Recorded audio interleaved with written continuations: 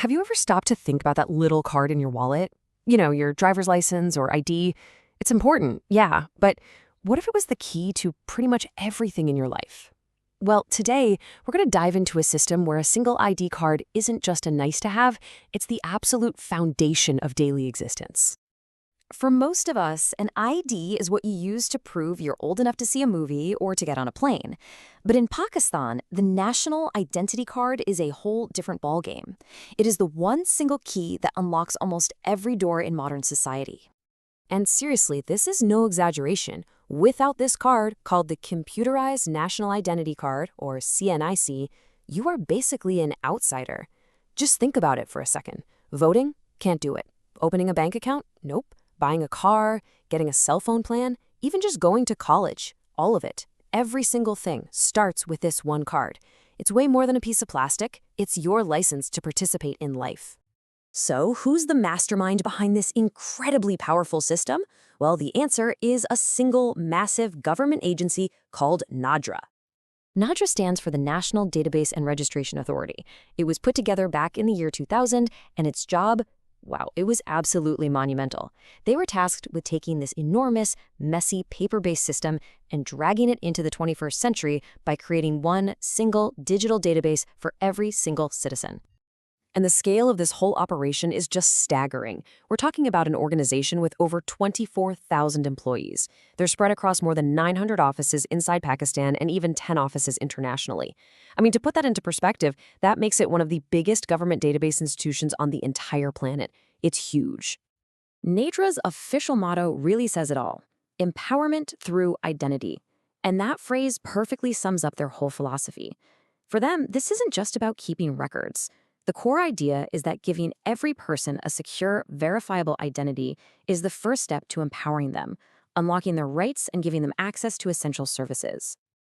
So this brings us to the card itself, because that 13-digit number you see on every single CNIC, well, it's not random at all. It's actually a secret code hiding in plain sight that tells a whole story about who you are. From the moment a citizen is born in Pakistan, they're assigned this unique 13-digit number. And that number sticks with them for their entire life. It's their one and only national identifier. But like I said, it's not just a jumble of digits. So what's the code? Okay, get ready, because this is where you can see how clever the system really is. Those first 5 digits, they pinpoint your exact location, right down to the local administrative area where you were registered. The middle 7 digits, think of that as your digital family tree. It's a unique number that connects you to your relatives. And that very last digit reveals something surprisingly personal: your gender. It's a beautifully simple, elegant solution. If that last number on your card is odd, like 1, 3, 5, 7, or 9, the system knows the cardholder is male. If it's an even number, 2, 4, 6, or 8, the cardholder is female. It's a tiny detail, but it makes sorting and categorization automatic and instant. Now, a system this sophisticated obviously didn't just appear overnight. It's the product of a really long journey of technological evolution, one that took Pakistan's ID from a simple piece of paper to a high-tech smart chip. The story really starts way back in 1947, right after independence. But for decades, the system was just manual, paper-based cards. The first big leap forward came in 2000, when NADRA launched that first computerized card. But the real game changer? That happened in 2012, with the introduction of the Smart National Identity Card, or SNIC. And the difference between the old cards and the new smart ones is just night and day.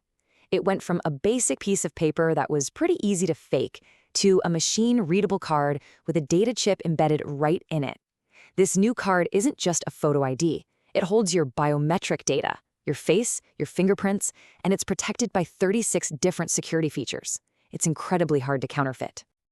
So the tech is impressive, for sure. But what does a system like this actually do? How does having such a robust ID system really reshape an entire nation?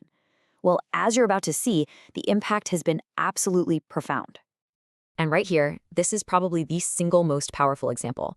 By creating a system where it's one person, one verifiable ID, NADRA was able to do a massive cleanup of the country's voting lists. By 2012, it had found and removed around 37 million fraudulent or duplicate voters. That number is just staggering, and it shows how accurate identity can directly strengthen the very foundations of democracy. All of this leaves us with a really big question. And it's not just for Pakistan, it's for all of us. As our digital identities become more and more powerful, they give us incredible tools for empowerment, but they also require an incredible amount of our trust. So the question we all have to face is, what's the right balance between that empowerment and our own security? What are we willing to trade for a safer, more efficient world?